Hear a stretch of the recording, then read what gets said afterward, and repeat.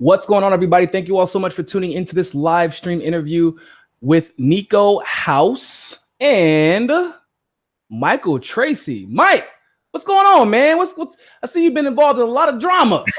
What's on up, Twitter? Niko?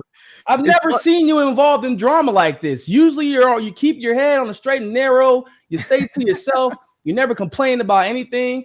And some would call you a contrarian at times. I would never say anything like that though, but some people have said that. Yeah, well, thank you. It's funny. My personal life is like entirely drama free. So the only time I ever experience drama is on the internet. Oh yeah, that's beautiful. And yeah, I'll admit that at times I've probably instigated some drama, but it's not just for the sake of drama. It's usually because there's some like principle at stake. I understand. Whatever.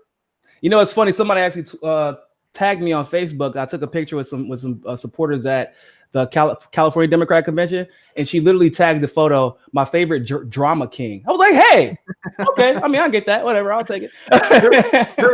there are YouTubers who do seem to live for drama. Let's be honest. I don't know about you. There is a whole section of YouTube that like outside of politics where literally they comment on drama between other YouTubers. Yeah, I did not know this was a thing, and I thought only the Progressive Voice did that. I know you like the TMZ of politics and all that good stuff, but she's like, one of my friends like, no, there's actually like they comment on drama between other. There was a whole boxing match set up apparently. I remember that. I was that Logan Paul or was Logan Paul and that other kid from Great Britain? Like, yo, this is real life. Like, and there was drama always gets clicks and views, so it's always going to be like a fertile ground to get people get the attention of your viewership. Absolutely, but you know, I feel a little bit better about the drama that we start because there's usually a point to it. There's an underlying point, and I think and one of the points that you were trying to make was regarding the Steven Crowder's Carlos Maza incident, where basically Steven Crowder got demonetized. And so I would like to know what is your thought like as far as the demonetization of it? And I want to say this really quick before you do that. I don't like Steven Crowder. He's an idiot. But my issue is like the inconsistency with their decision making. And it shows that, in my opinion, they don't really have the competence to be making these decisions. And it also shows that if they're willing, if their threat is, we're going to demonetize the shit out of you based and then not be consistent, that, in my opinion, means like, oh, you recognize that this is a public utility that people need to live their lives. You know, if they've made this their business model. And at that point, should we not be regulating this in some way and making the bar for demonetization or deplatforming so high that basically the government and the entity would have to go to court in order to get it taken care of, and it would be so costly that they better make sure they're getting it right so that principle can be applied regularly going forward. What do you think about that? Yeah. Did you tweet out the link, by the way? I did. I tagged you in it. Okay. Let me just retweet that so don't have split attention span here before I address your question. No problem. All right, gotcha. There we go. All right. The tweet is done. All right. So I guess this drama, quote unquote, stemmed from a clip that was taken from one of my videos that I did on this Crowder incident and Carlos Maza stuff. And number one, I'm honored that people are even clipping out my YouTube videos because it was a really random part. Being a YouTuber is not really central to my online identity. Even like to call myself a YouTuber is a little weird. At the Young Turks, obviously I did a lot of YouTube, but prior to that, it wasn't really my main thing at all.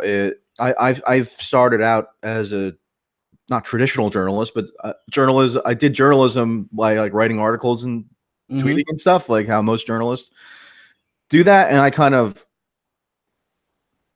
ended up entering into YouTube from there. So it's a little different from how most YouTubers become involved in the public sphere. They usually go directly to YouTube. And I was an activist first before I got into my video journalism. So I completely understand.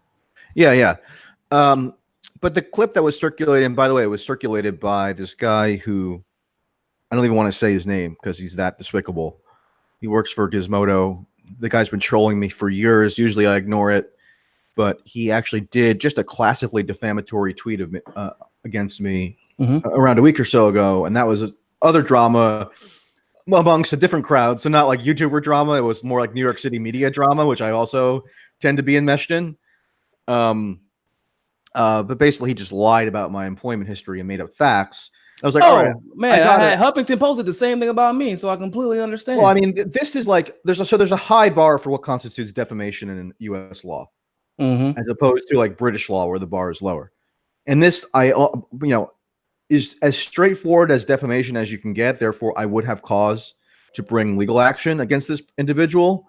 But whether it's worth the energy and the effort, and the additional drama that would create is probably dissuading me from doing that. But I probably could.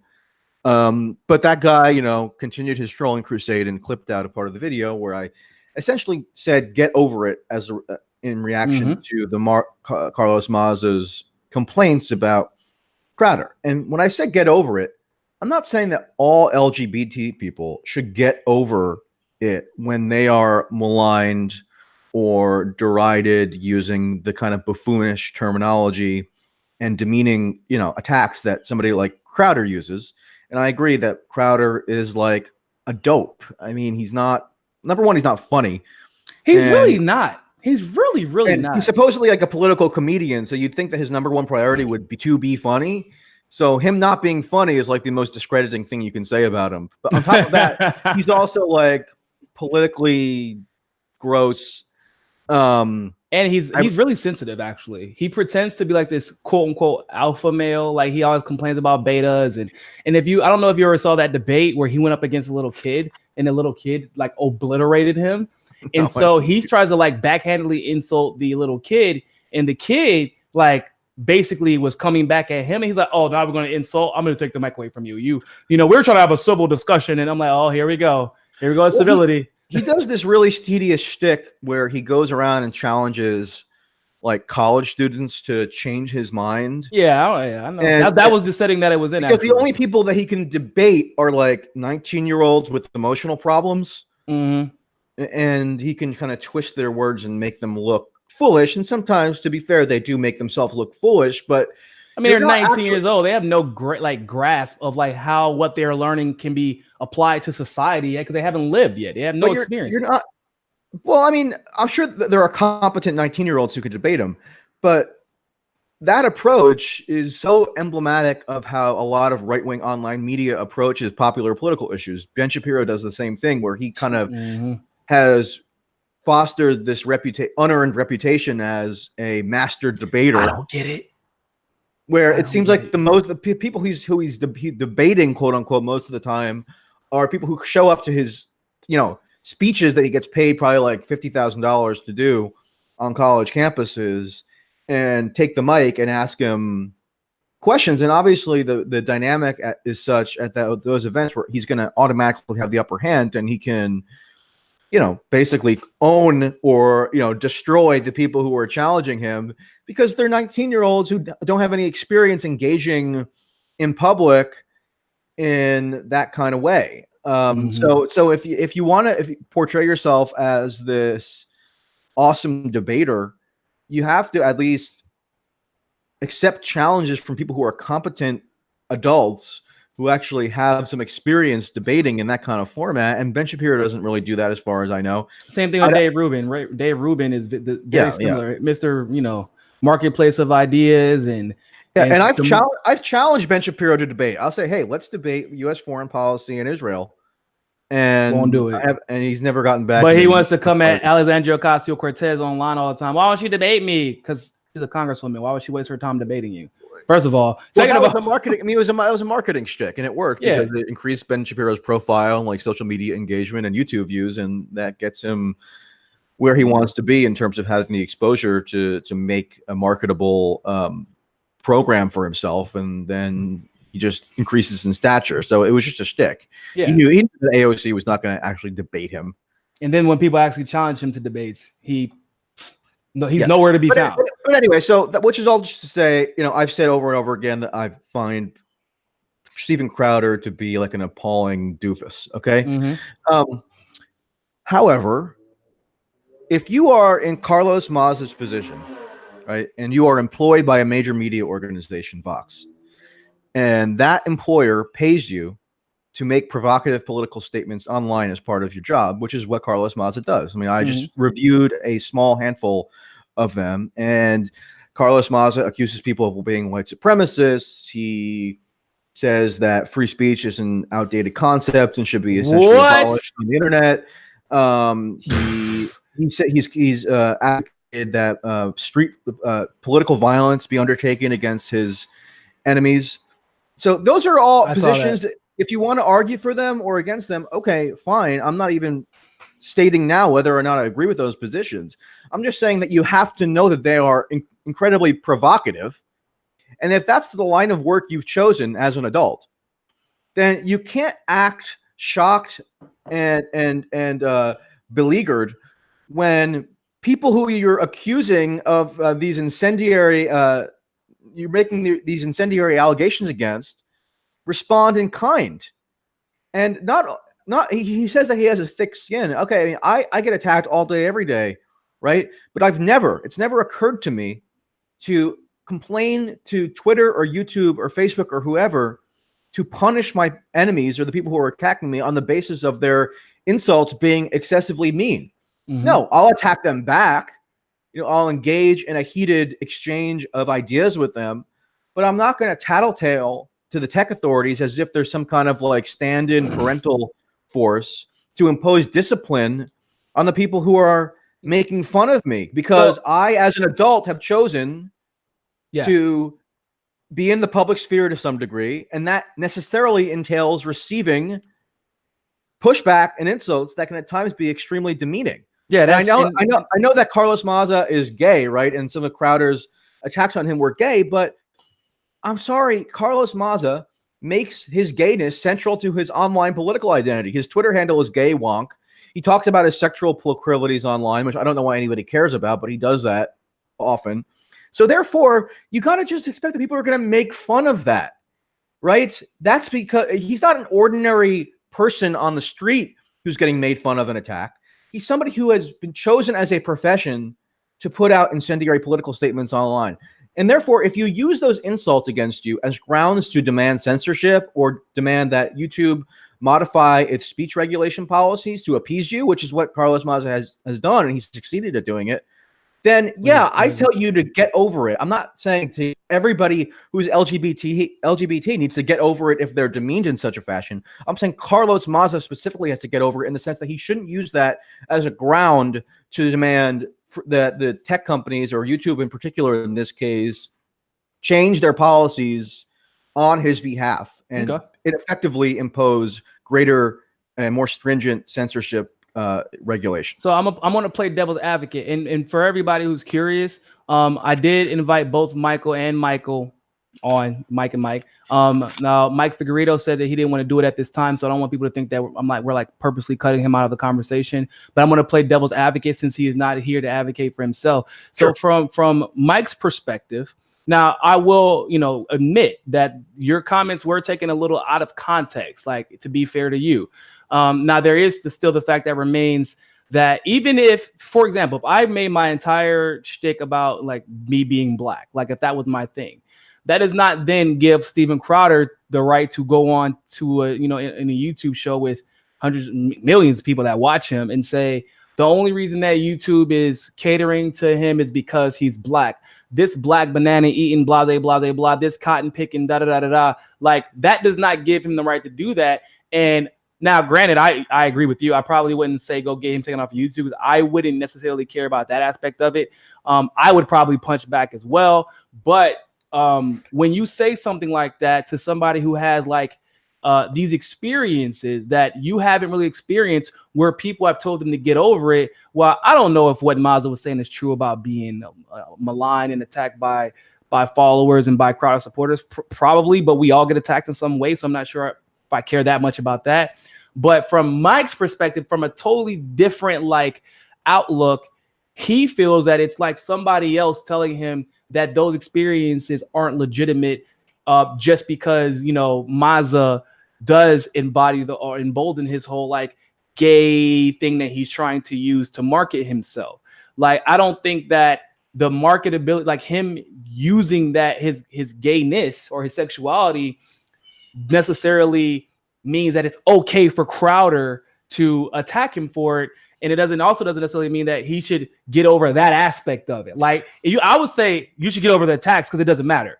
But I think because of what you said right before you said get over it is why Mike reacted the way he did. Is that fair to say? I mean, I don't want to speak for why he reacted one way or another. I had no idea what his sexual orientation was prior to his, attacking me and my replying, and nor do I frankly care what his sexual orientation is. I mean, why would I care about that?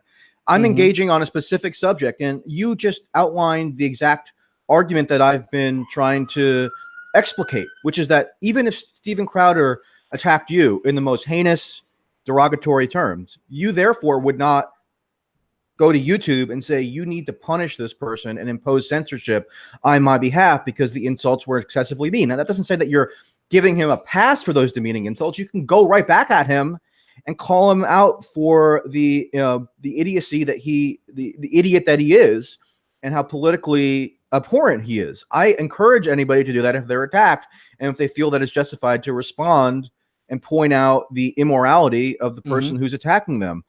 But it's a different issue to use that as a basis from which to demand censorship or to demand speech regulation protocols be implemented in order to placate you, especially if you're a professional journalist, which Maza is. So yeah. I don't, if somebody thinks that I'm denying their experiences because I said get over it to one specific individual, no, I'm telling you right now, I'm not denying your experience. I'm simply saying that the experiences, quote unquote, of this particular adult professional journalist should not be used as a grounds to totally upend the way that YouTube allows content to transmit its servers. And I think there's a crucial distinction there. And if you don't understand it, or you're unwilling to, comprehend the difference, I don't know what to tell you, because I think I'm trying to be as clear as I can possibly be on that front. No, I get what you're saying. You're basically saying he played possum.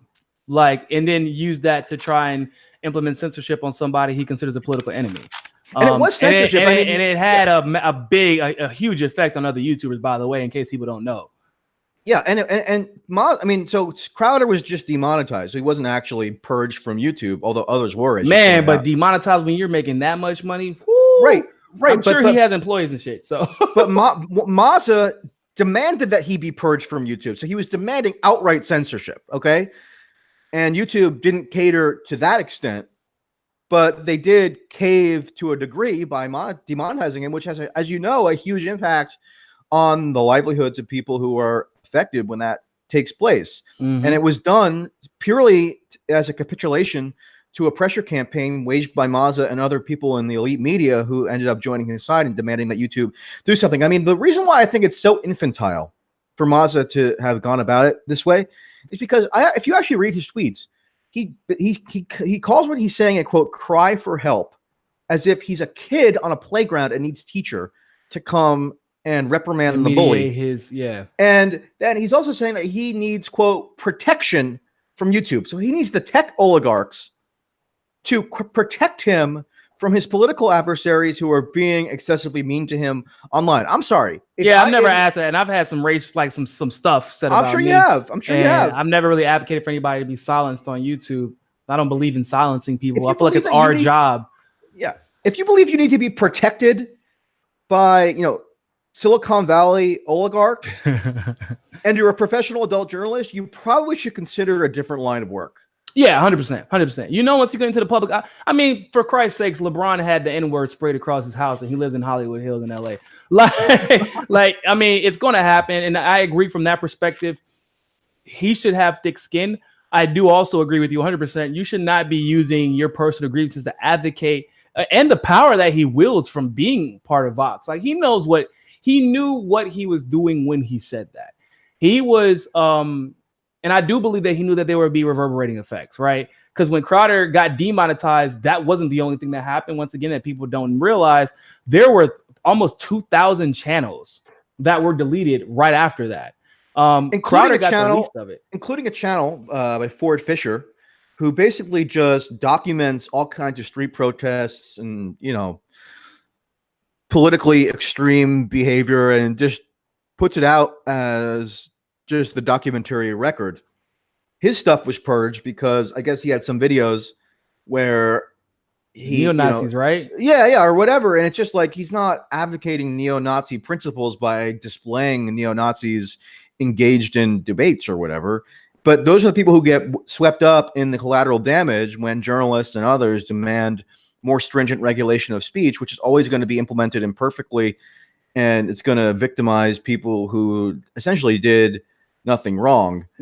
So that was the effect, practically speaking, of these demands for censorship, notwithstanding. And Steven Crowder is going to be right back to getting remonetized. Maza's going to keep his job. He's still going to be attacked regardless because he's a neoliberal, and those channels are still going to be deleted.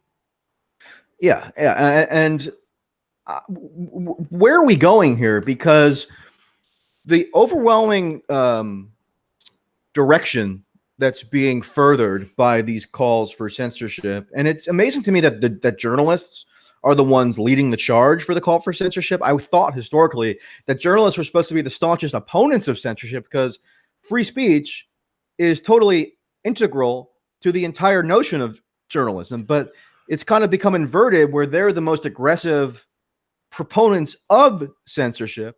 So they're the ones creating a set of incentives on these tech companies to more stringently regulate the speech that transmits to their platforms. And where are we going where these companies now are going to have increasing amounts of unilateral power to dictate whether you or I can put out videos or tweets or whatever it may be, because it might violate some vague standard of extremism or hate speech or whatever.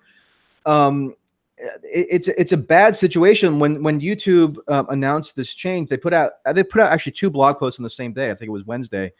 One of them seemed like it was like a policy change that had been in the works for a while. Maybe it was accelerated by the Crowder episode. But they said that they were going to be more assertive in purging any extremist content or hate speech from YouTube, which includes like supremacism. Notably, they didn't use the word white supremacy.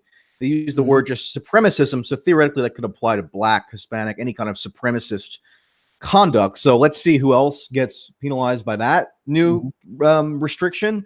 But obviously people cheered it because they think it applies exclusively to white supremacists. No, according to YouTube's stated rationale, that's not the case. But they said that, okay, so we're going to be more assertively collaborating with lawmakers, they said, as if that should give us all peace of mind that elected officials anywhere in the world, presumably, can basically command YouTube to expurgate a certain political actor because they could be accused of extremism, right? And also they're going to be more amplifying authoritative voices, which of course means corporate media, established channels, and it makes it that much more difficult for lesser known people to actually gain a foothold on YouTube. And it's interesting you brought that up because it's something I talk about often. I say it's not just that it seems like the way they want to apply their new rules or the community guidelines are very sporadic and very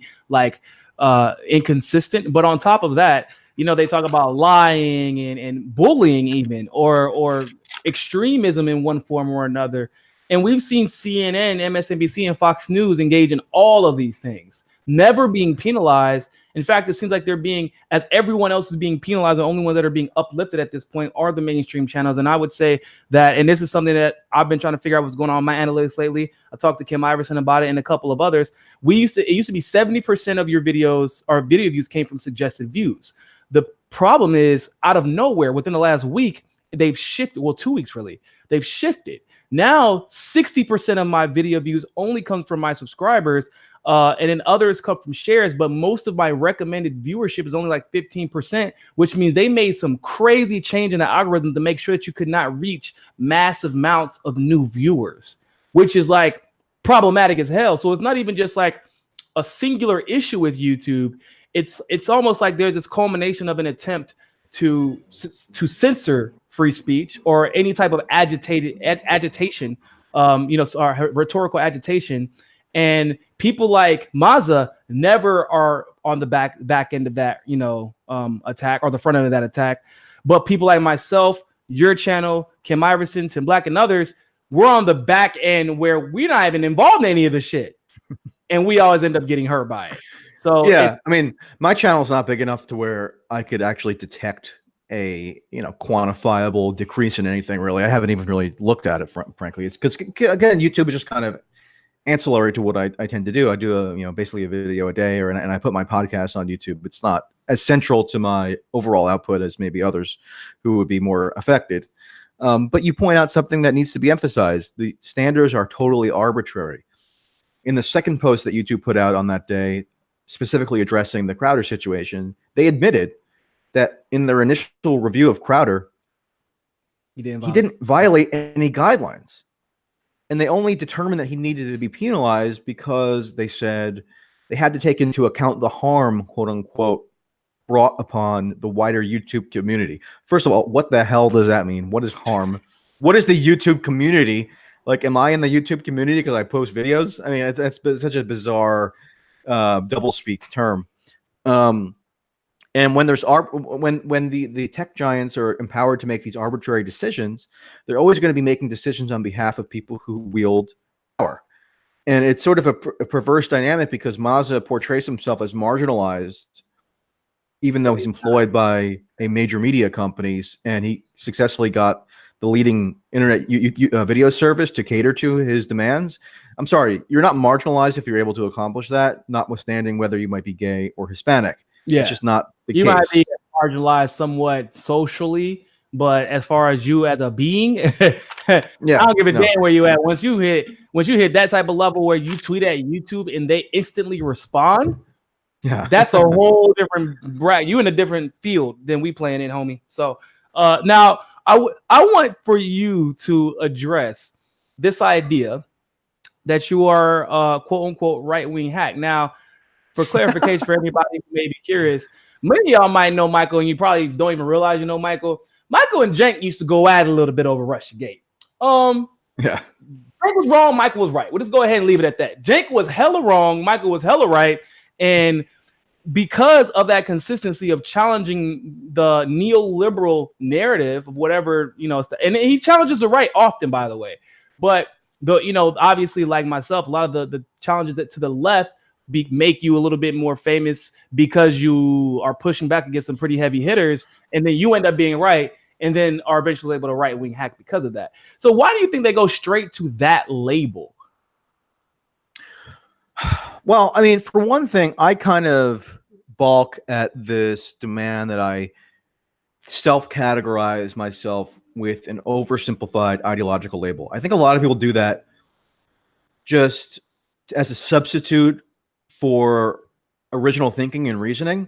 So if I say I'm a progressive, therefore everybody who's a progressive, quote unquote, is supposed to cheer me and assume that I'm right about whatever I comment on, if we ostensibly share this ideological label in common. And I've just never been about that. I mean, I'm always transparent about who I vote for.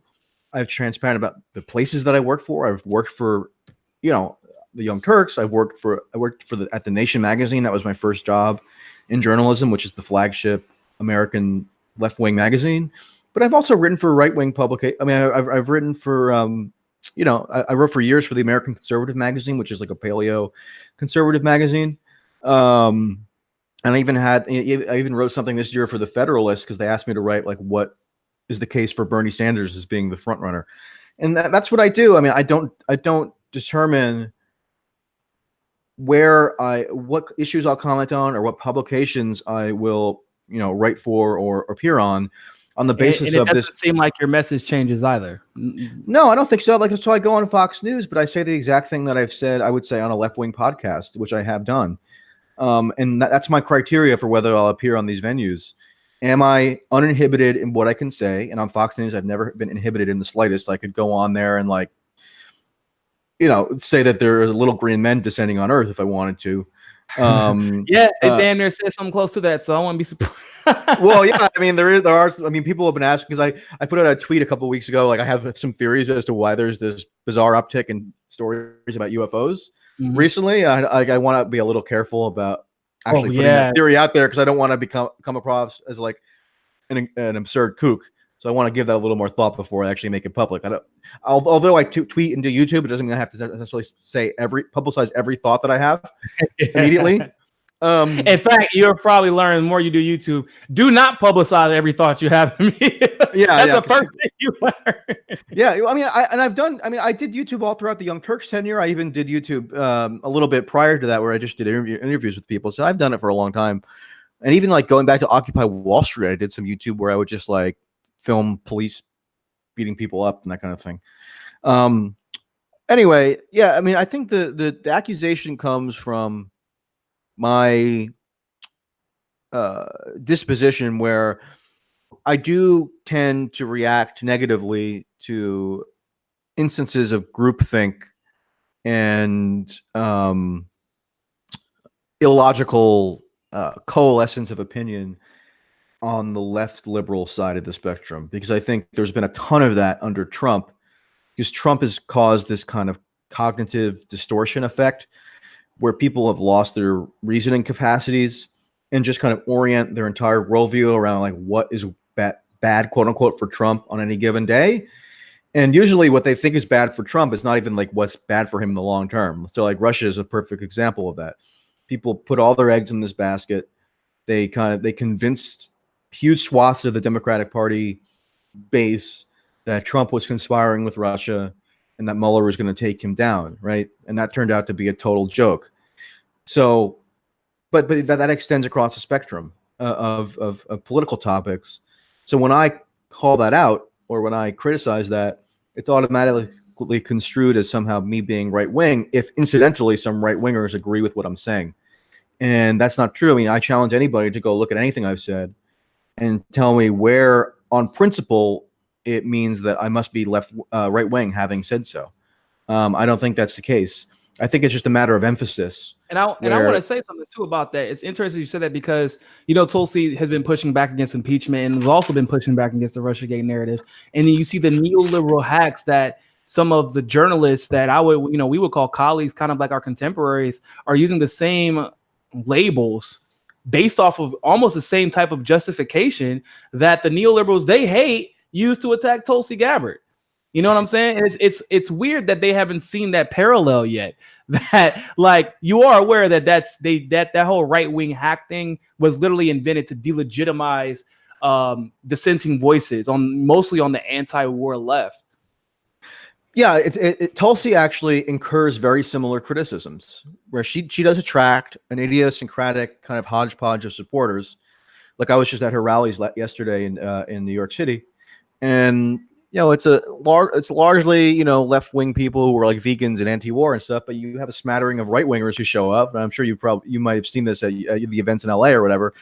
Libertarians, veterans, that kind of people who aren't left necessarily, but still are attracted to her message for whatever reason. And then those people supporting her are used to cast aspersion on her and suggest that somehow what she's saying is on principle right wing, which it is not. And the fact that she goes on Fox is used against her. The fact that she has good relations with her colleagues who are Republicans in the House is used against her. The fact that she's willing to speak before Republican-leaning audiences is used against her. I have actually a very similar outlook as her, even though we're in different fields, where I'll talk to basically anybody, and I just refuse to accept that my having talked to a particular audience somehow reflects on me in terms of what my principles are. I only want to be judged on the basis of what I say rather than to whom I say it. Yeah, 100% agree. So yeah, I mean, I think there's a lot of fallacy there in terms of that portrayal. I understand if people just pick up snippets of what I say now and then. But those are the things that end up going viral, right? The things that you say are like, oh my God. And it's like they rarely, if ever, go back and look at the entire video. If you only pick up a snippet, or if you pick up one tweet every 3 weeks or something, and it's like it's challenging a conventional narrative around Trump in particular, that's taken as like Trump apologism. And especially if you've been challenging the Russian narrative throughout. I mean, Glenn Greenwald has been doing the same thing since the beginning, and he gets accused of being a Trump apologist, even though he has 1,000 other criticisms of Trump, as do I. And every time that Trump tries to bomb Syria, tries to manufacture consent for a false pro-war narrative, Glenn's like one of the first ones to call him out for it. But the only thing they want to call out is the fact that Glenn goes on Fox News every now and then, which is I talk about how Trump, basically has become in hoc to the Republican donor class, which he maligned when he was running, and that's why he was perceived as a different kind of Republican. But now he's like they're totally on board with him, and he's not even pretending to be. He is the manifestation of everything the Republican Party has become. That is literally what Trump is. To the extent that's sort of a longer discussion, but that's roughly a reasonable distillation of what's happened.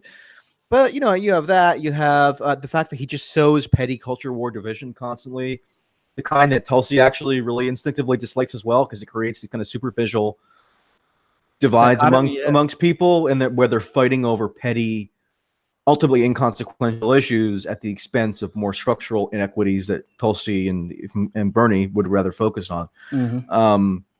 So I have plenty of criticism for Trump, and I state them constantly, and I've written on them, and I've talked about them. So I don't know what more people want from me.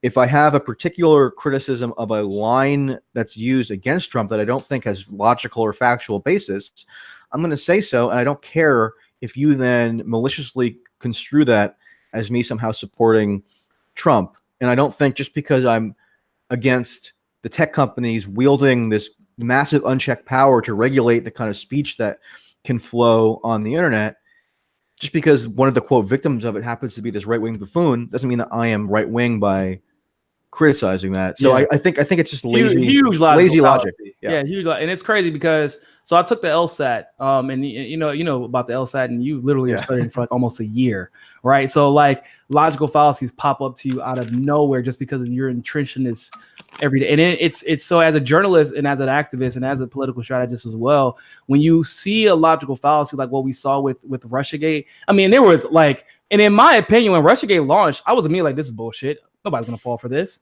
That's the first thing I thought. Like, there's no way in hell that, and I was so fucking wrong. I was so wrong. I'm not, actually, believe it or not, most of America, they released a poll, like only 38% of Americans believed in the Russiagate thing. So like, that's not good for a narrative that they're pushing nonstop. But like you said, there are certain, you gotta attack or deal with the accusation or the claim, completely separate, and especially when it comes to things like that, from the actual individual, because of the emotions that may be attached to that individual, because of the biases that may be attached to that individual, the agenda. Like whenever Trump pulled the CIA initially out of Syria, that was something to be celebrated, regardless of who did it, why he did it. It was a good thing overall. But people were like, he's pulling the CIA out of Syria to help Russia. What? Yeah, or he was holding these summits with Kim in North Korea to somehow help Russia, or he was pulling troops, or he declared his intention to pull troops out of Afghanistan and Syria to help Russia. So it created this cognitive distortion where every single thing that Trump did was viewed through the prism of him being compromised by Russia. I mean, Cenk does this constantly, even now, where he continues to assert that Trump is compromised by Putin, and it makes zero sense. I did a debate with him on my channel post me being at the Young Turks, because it was set up by this other podcast by Leighton Woodhouse and Zed Jelani.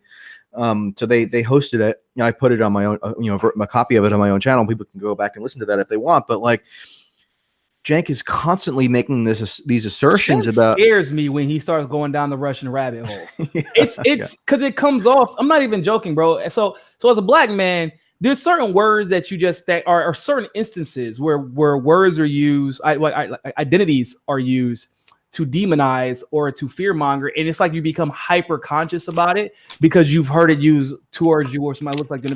So when he says, "We know Trump already took money from the Russians," like that was a big ass red flag for me, because if you replace from the Russians, right? We know Trump took money from the Jews. Everybody would freak the fuck out, right? If Trump took money from the black people, like people would freak out. If he took money from the gays, like people would freak out the moment that any other identity was used, or any, at least what we consider as a victimized identity, was used in that instance. But because he's saying Russian, people just kind of ignore the fact that that's still xenophobic, right? That's demonizing an entire group of people that are feeling I know Russians in Miami, and they kind of like are hesitant to tell people they're Russian here because of what has happened lately. Well, I mean, one thing that they've done is they've conflated individual Russians who are, wealthy because of the collapse of the Russian economic system in the 90s, and were profiteers and partially at the behest of the U.S., who helped facilitate that disaster, and they got a ton of money, a handful of like quote oligarchs, and those individual Russians get conflated with the Russian government. And so if an individual Russian buys a Trump condo in Miami, that gets spun by Jank and others as somehow Trump being in link with the Russians, as if every single Russian is acting at the direction of the government. And on top of that, we never talk about the Ukrainian oligarchs who we help. We never talk about them. Yeah, I mean, it makes no sense. I mean, every aspect of the Trump-Russia saga is so fraught with fallacies, it's almost impossible to unspool them all. Actually, and you mentioned you studied for the LSAT, so I never studied for the LSATs, but I did. If I didn't go down the journalism rabbit hole, I probably would have entered law in some form. And sometimes I like, part of me regrets not doing that. But nonetheless, I ran away from it. So trust me, you didn't miss much. Okay. But that's all just to say, I studied philosophy in college, right? And whenever occasionally an aspiring quote journalist will ask me like what they should do in college, how they should enter the field. Number one, the field is such a disaster. I don't even know how you enter it, frankly, because you got to take some kind of bizarre idiosyncratic route. And my experience is not going to be replicable for most people, so I don't really even have much good advice. What advice I can give is you should just don't study journalism as an academic field in college. Study philosophy. Study philosophy so you can hone your critical thinking skills. Or politics or political science in conjunction. I studied both. I studied both, actually, political science and philosophy. So it was like a double major.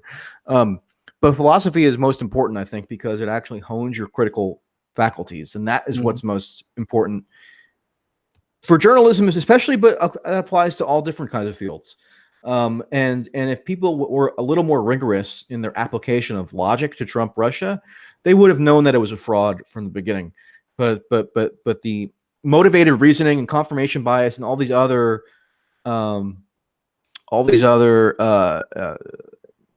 flaws in logical reasoning caused them to allow this narrative to steamroll to the point where now, even though Mueller emphatically dispelled the central premise of it, we're still in the midst of it, and the Democrats are going to try to impeach on the basis of it, and it's kind of insane. Yeah, it is. And so speaking of impeachment, I saw, or you were with Tulsi yesterday at her events in New York, and I don't know which event you attended. I'm assuming it was a big one. What did you get a chance to talk with Tulsi Gabbard about? Yeah, so she did her first campaign stop of the cycle in New York yesterday. Actually, she was in Newark, New Jersey on Friday doing a commencement speech. And then she also did that fundraiser with that caused some people on the internet to get upset. But I think they were upset wrongly about it, and we can talk about that if you want. But on Saturday she did her first big campaign event, because it was kind of like they crafted a trip to New York around her commencement speech. So they said, okay, let's at the last second kind of try to cobble together a traditional like meet and greet or campaign style event. So she did that in Union Square.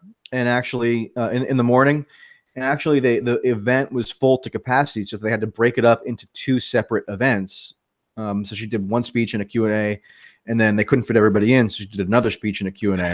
So people were actually around the block. It was actually impressive for somebody who's still, relatively unknown as a national figure. And when she does get national exposure, it's almost always negative.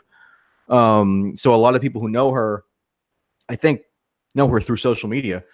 That at least was my impression. Or because through the Bernie campaign, basically. Yeah. But I think a lot of people became supporters of her campaign through social media, because a ton of people came up to me and they recognized me and like wanted selfies with me and stuff from at this event.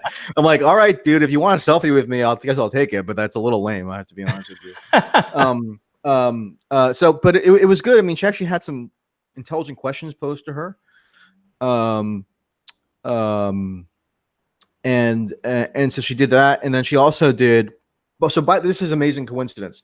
And I actually asked her about this. Are you telling me this is definitely a coincidence? Because I almost don't believe it, but I guess it was. That the Hare Krishna group, yes, of which she's a part. So the International Hare Krishna, I forget the exact name, society or something, have an annual like festival every year in New York City, where they're headquartered in Washington Square Park. So Tulsi went. So and Tulsi, like at the last minute, kind of added that as a stop on her itinerary.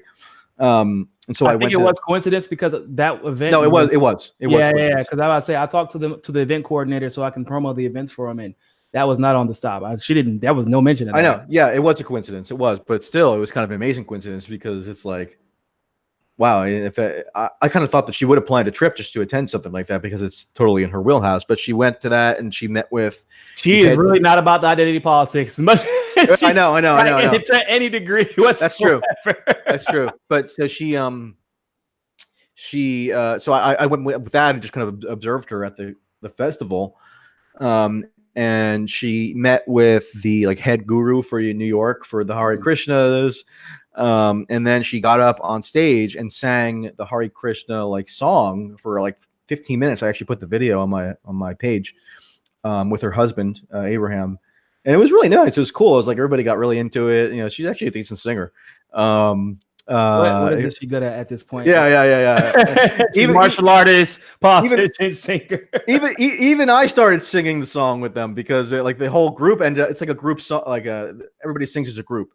And I actually knew the words because there's a George Harrison song called "My Sweet Lord," and he was into Hare Krishna, and like part of the lyrics of that song is the Hare Krishna kind of recitation. Really? Yeah. So I knew the words anyway, but they had them up displayed for anybody who didn't know them. So that was cool. And then she actually got sort of mobbed afterwards, where they had to like hustle her out because a lot of people were a little too aggressive with her because they were like overly excited. So they hustled her out. And then after that settled down, I got to do an interview with her. I'm gonna write a column based on the interview, so I'm not gonna put it out as a podcast. That's dope. But we talked a little bit about impeachment because she's obviously going very much against the grain in the Democratic Party. Every major quote unquote candidate now supports initiating impeachment proceedings, including Bernie, with the exception of Biden, who probably will come around to it at some point, although who knows. You now have, I think the last count is 60 Democrats in the House outwardly supporting impeachment, probably many more support it privately. We know that Gerald Nadler, the House Judiciary Chairman, it's been reported multiple times now that he's privately advocating impeachment, but Pelosi, is pushing back. I mean, Nadler's kind of a coward, frankly, because if he wanted to, if he felt that strongly about it, he could unilaterally initiate impeachment proceedings. I mean, Nancy Pelosi is not like a demigod. She can't prevent him from doing that. It's just because they want to maintain cohesion in the House leadership. So we were talking because even Nancy seems to know what Tulsi knows and what people, because Nancy's not an idiot. When she advocates something that seems antithetical to like the mission of the Democrats, at least nominally, she knows that she's doing it, but she also knows she wants to keep a job. She wants to remain the Speaker of the House, and she knows if she starts this impeachment process on Trump, the Republicans are going to take back over. Well, I don't know. I mean, I really don't know anymore if that's true, frankly. And I kind of, it would confirm my priors and my confirmation bias if that were true. But on the other hand, here are some factors. And I've written pieces about this in columns. I wrote a column about it for this in the New York Daily News a week or two ago. Mm-hmm. You got to consider, so Trump supporters will always tell me when I mention this, that Trump's base will be really mad, energized, and inflamed if Democrats initiate impeachment proceedings, and then that'll help Trump win re-election. Okay, yeah, they will get energized, but the Democratic base is bigger. Okay, and the Democratic base is still bigger because they lost 20 million after 2016. They lost 20 million people. In terms of the problem in 2016 was that elements of the Democratic base didn't turn out. No. I'm saying like they physically lost 20 million registrations, like because of what they did to Bernie. And that was like the modest estimate of people who deregistered. And then there was the other estimation, that estimation doesn't include the people who kept their Democratic registration because they didn't want to get, because they're in closed primary states. So they lost a lot of people. So that's why I'm curious if that's included. We'll set that aside. I think if you were just today to kind of quantify what percentage of the population comprises the Democratic base versus the Republican base, the Democratic base would be a larger percentage of the population. Now, whether they turn out, whether they're registered, whatever, is a different story. But you got to look at what happened in 2018. In 2018, the Democratic quote base turned out to such a great extent that they had a historic win in the House, and it had the highest turnout for any midterm election since 1914. So the electorate right now is extremely energized, especially on the Democratic side. Also on the Republican side, so we have big turnout and energy across the spectrum. And I just don't know that you can rule out the possibility. So as farcical as I believe impeachment would be, and as almost immoral as it would be, and even though it's predicated on a total fraud and fiction, I just can't let my confirmation bias cloud my judgment where I automatically rule out that it actually could pay some political dividends for Democrats if they, or let's say they impeach Trump, right? And the Senate acquits him. There's a reasonable argument that Democrats could use that as a tactic for 2020, saying, okay, the Republicans let Trump up off the hook, so everybody's got to turn out and make sure that we hold him accountable in the only way that's available now, which is voting him out. That's just so hard because of how the Senate is. The Senate's different than the House, like strategically, because like in the House, there are a lot of different ways you can win a lot of different elections, a lot of different districts. The Senate is not like that. No, I mean the presidential election. So say the Senate. Oh, you're saying to win the presidency. Oh, right. Okay. Well, yeah. So that's a possibility, but the problem is there are a lot of people who don't believe you should be impeached. So you have places like Pennsylvania, Michigan, Wisconsin, where these people are kind of like indifferent about his impeachment. Not necessarily that they don't believe he should be impeached, but they're indifferent about it. But his base is not indifferent about it. That's the problem. There are a lot of Democrats who are indifferent about it. There are a lot of independents who are indifferent about it. But his base, they're not indifferent about it. And there are more independents who hate the Democrats right at this very moment than there are independents who are pro-impeachment. Yeah. So but here's the thing. Trump is a weak incumbent, historically speaking. Yes. If you look at polling data for Obama and George W. Bush, I forget what the exact figure is, but a substantially greater percentage of people say that they would definitely not vote for Trump at this point in the first term than did for Obama or Bush. So Trump has a lot more baked-in hostility. So okay? I'm gonna play devil's advocate here. Yeah. The problem with that analysis is, despite that being true, which it's kind of hard to accept that as true because these are the same pollsters who said that he had a 99% chance of losing. So like now with that being said, 56% on the economy. It's a lie. We know it's a lie. But the economy has almost been the singular defining factor of whether or not somebody gets reelected. And he has one of the highest approval ratings in the economy in history. So like that's very problematic. I don't know if that's true that he has the highest approval rating in history. But one of the highest. I think Obama had a pretty high one, and he won overwhelmingly. Obviously, I mean, I'd be curious to see what Reagan's approval was on the economy in like 1984. But anyway, okay, let's grant that that's true. We're due for a recession. There hasn't been a recession since 2008, so we're actually past due for one. And if you look at the cyclical trends, Trump, we might be in one, and we just kind of Trump blew up any possibility of getting a big infrastructure bill through, which actually would have generated additional economic stimulus, which would have benefited him. So that's not happening.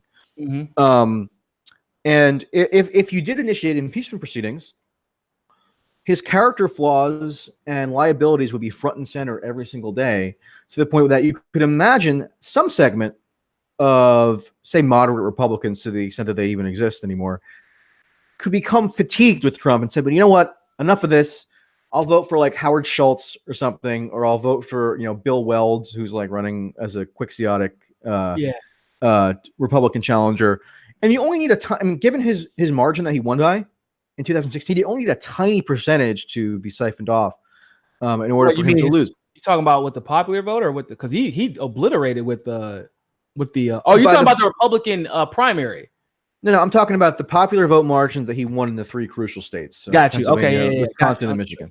Understood. And he's not doing well in Pennsylvania, Wisconsin, and Michigan. I mean, Wisconsin and Michigan in particular, it looks like he will not be able to win those again in 2020. So they actually put out a trial balloon story a week or two ago where they said that he's going to actually contest Nevada, Colorado, and New Mexico. And those are even less plausible states. That's what he's going after now?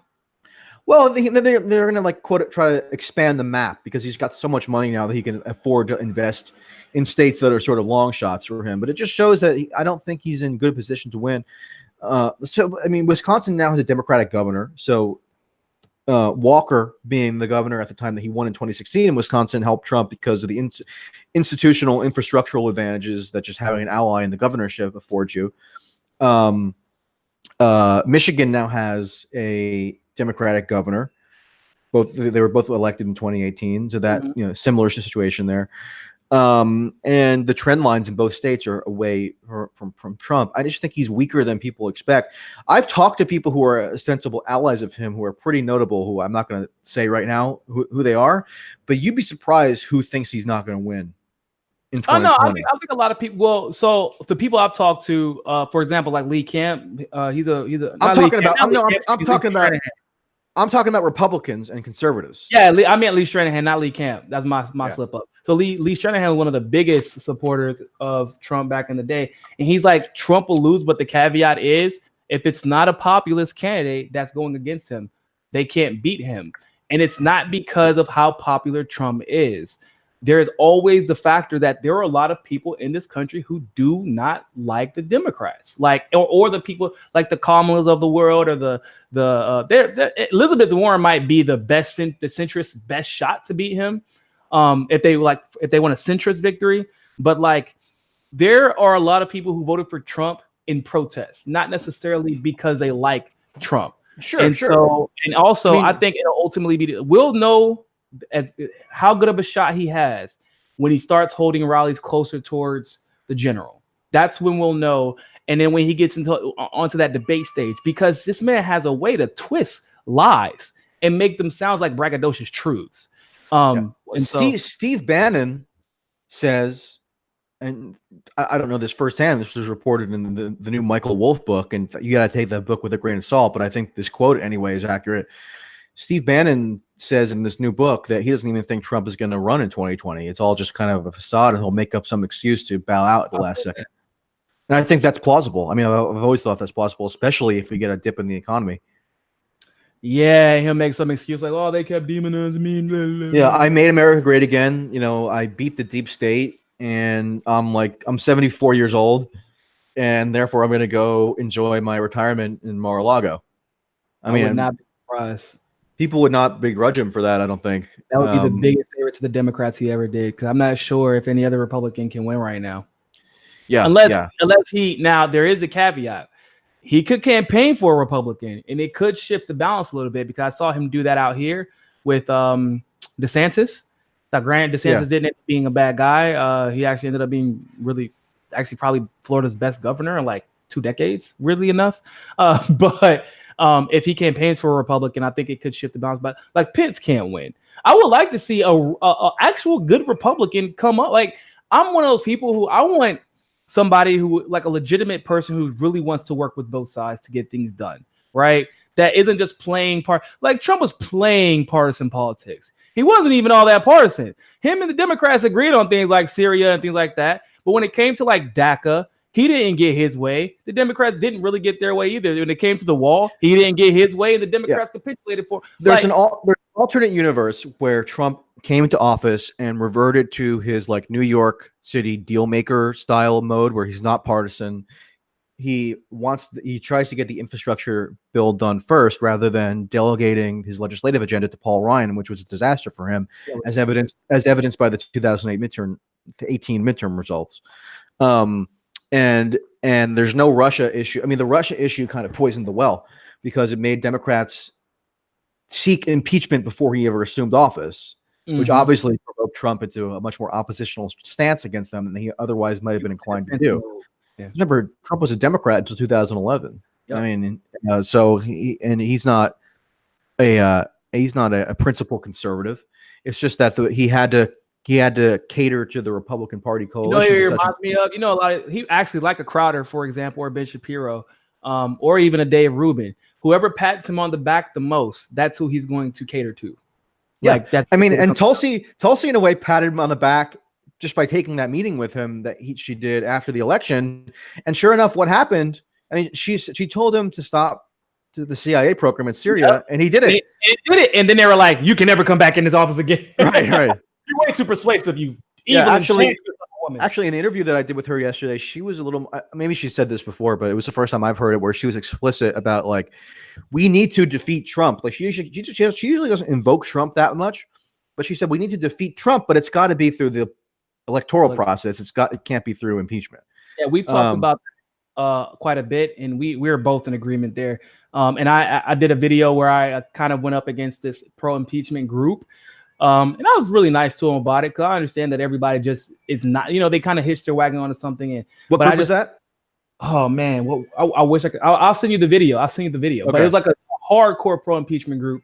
I've been saying I want to do like a public debate with somebody who's like a recent, like, so not the Ben Shapiro or Stephen Crowder style debate. I want to debate somebody who's actually equipped to put forth their arguments in a coherent way, who says, yes, we must impeach Trump on the basis of Mueller or Russia. Because my position on that is just no. I think it's a total joke. So I would actually love to hash out that argument, in a public venue, but we'll see. Yeah, it was a good conversation. I did one with an Elizabeth Warren supporter too about her quote unquote plans and why are we just now hearing about these plans? She's been in the Senate for almost a decade. That's a different discussion. But basically, oh man, I almost forgot my point. Hold on. What were we just talking about? You talked to the impeachment people? Yeah. So we talked to the impeachment people, and they are even under the impression that somehow this would help them politically, but also it's about more than politics. I'm like, hold on. I said, but ultimately, you're about beating Trump, right? They're like, yeah. I was like, oh, well, shouldn't we beat him? Why don't we just focus our energy and our resources and efforts to beating him in a voting booth? And then, of course, usually the argument, oh, no. We have to make sure we hold people accountable. Literally, and for me personally, and nobody, and maybe you, because you've been entrenched in this for a while too, when I hear a Democrat scream for accountability, whenever we know for a fact Hillary was guilty, but the only reason she didn't get indicted was because she didn't mean to be guilty. It wasn't her intent to be guilty. I almost lose. I should almost shit my pants, bro. I lose it. Cause I'm like, okay, so what about Hillary? I didn't say that to him. I'm always thinking like, what about literally every lawyer in this country that might have had their case thrown out because apparently ignorance of the law, it does make it okay to break the law. That's what we're hearing now. But because they were telling us to move on from that, right? They were telling us to move on from the email scandal. And now we're like, listen, the Mueller report is clear.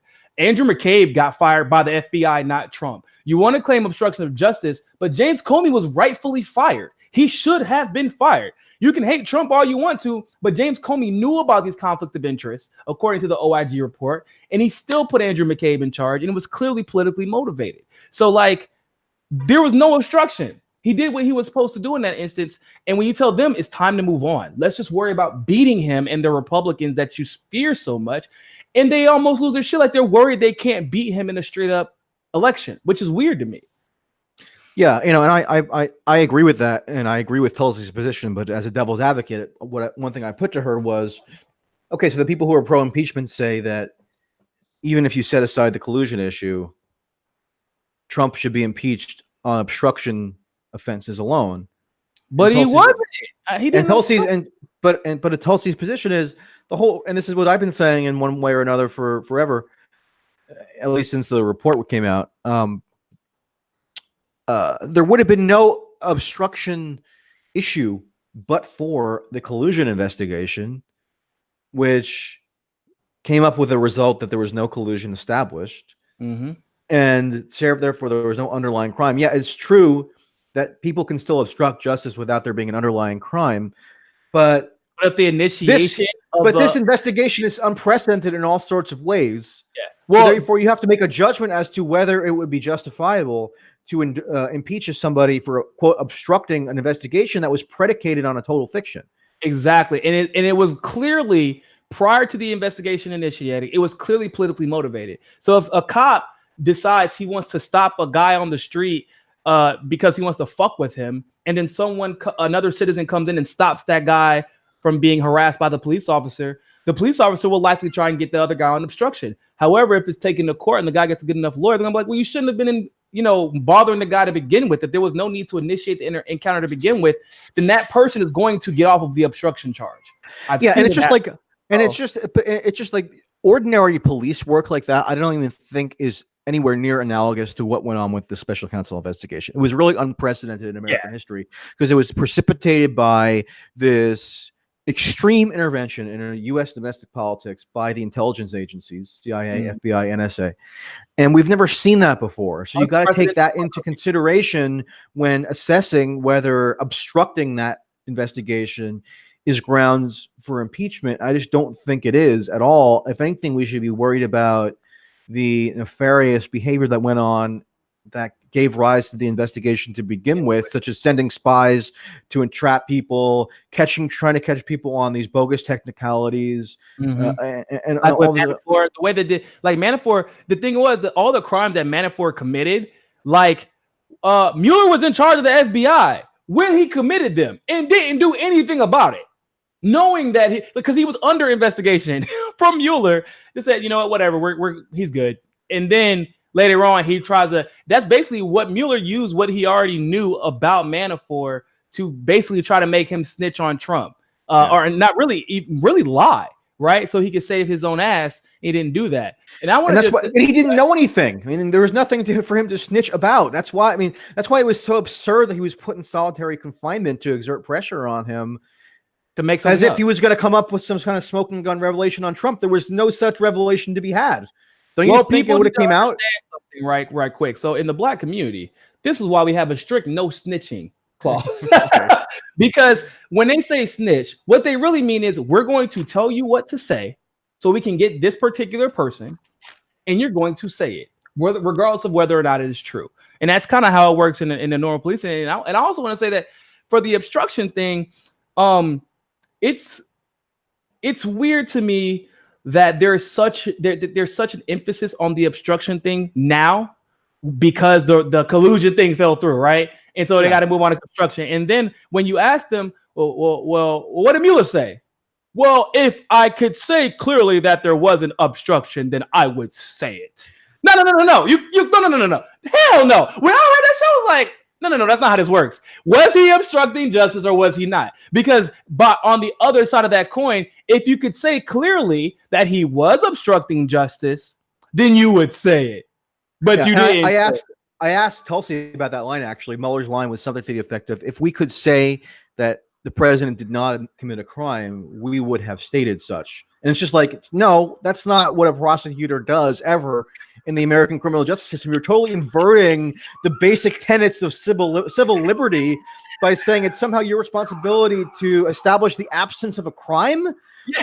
It reminds me of like Minority Report. Remember that movie? Or I don't even know what it reminds me of. Some kind of dystopian movie, sci-fi thing. Double speak, bro. Double speak. And Tulsi had the same, dismissive reaction as me. It's just like unbelievable that anybody could have like read that or heard that statement and not immediately concluded that it was utterly fallacious. Yeah. So I mean, it's just another amazing thing is, first of all, they're not totally ignoring collusion anymore, because if you look at what the Democrats are actually saying, it's pretty clear to me that any forthcoming articles of impeachment are going to include some elements of the broader collusion narrative. Pelosi and Schumer put out a letter last month where they asserted that collusion was not a settled issue.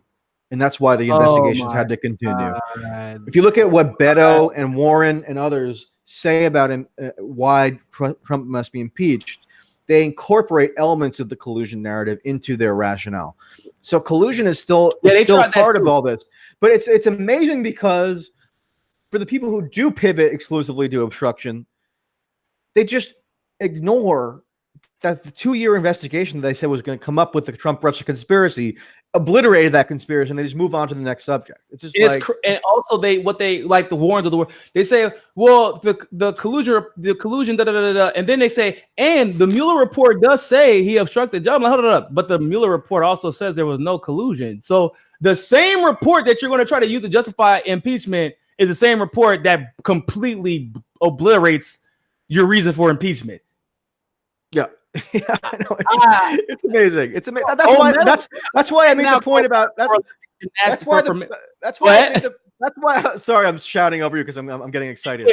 But But that's why I made the point earlier about how people just need to study elementary logic. I know that sounds obnoxious when I put it that way, but people would be so much better off if people just, as part of their mental toolkit, had just a groundwork of logical reasoning skills, because then this entire Russian nonsense never would have came about, I think, because it doesn't stand up to scrutiny.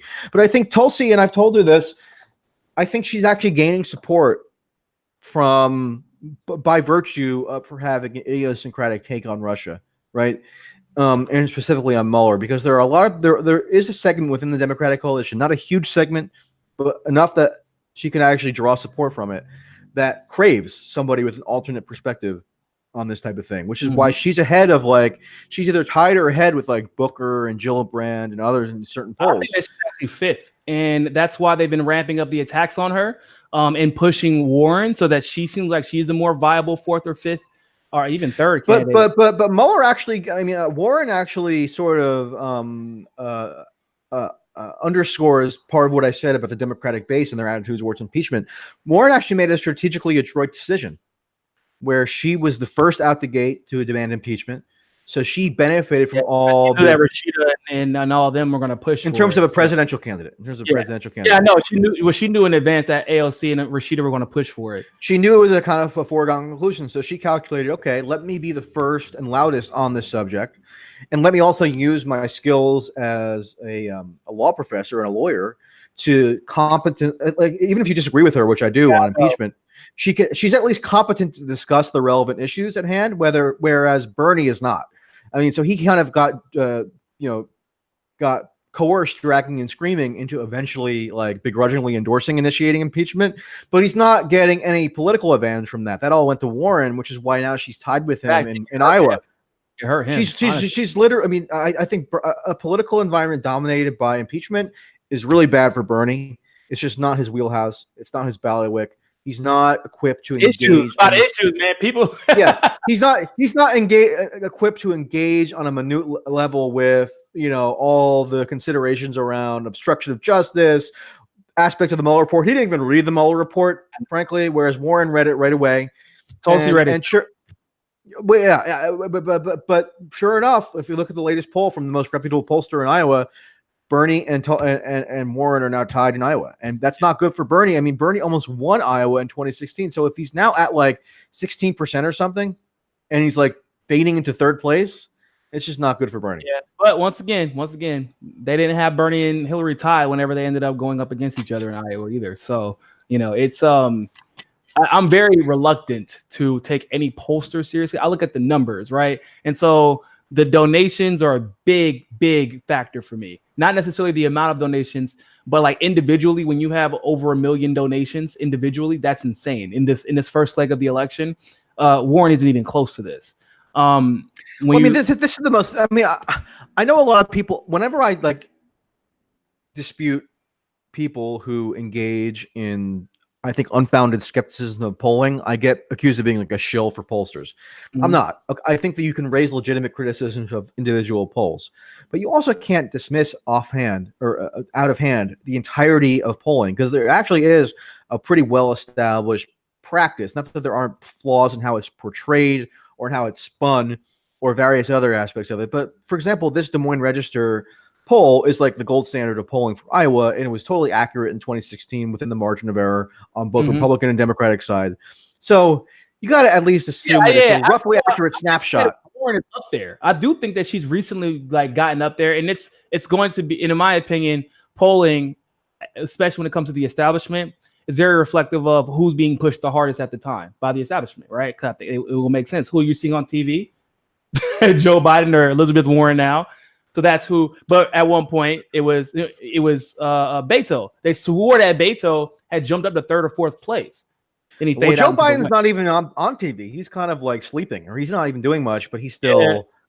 That's just the after effects of the Obama legacy. He's going to fade He's going to fade. It's going to be. I said this I don't know. From the beginning. I think he Warren, Bernie, Tulsi, and probably Kamala by the end of this thing. I don't know. I'm not going to make any predictions, because who knows? We still haven't had any debates. There's probably going to be a couple candidates who rise and fall based on unforeseen events. That's what tends to happen or at least that's what happened on the Republican side. I guess the Democratic side is a little different. But Biden's not doing a whole lot, and I think he's almost a lock, not a lock, but there's a decent chance that he could fade a lot, but still win South Carolina because his lead there is just almost insurmountable. Frankly, because a lot of black voters appreciate the fact that he was the trusted confidant for 8 years of the first black president, which is like their prerogative. But that just is going to keep his numbers high, especially in these southern states where the Democratic electorate is dominated by black voters. Obama told him not to run. Yeah. In 2016. At the end of 20. Well, no. Well, even after for like when he was considering for this, but I think you're right. He did tell him in 2016 too. Like, but that says something. Like, whenever the president tells you not to run, like, bro, I've done this twice. Obama.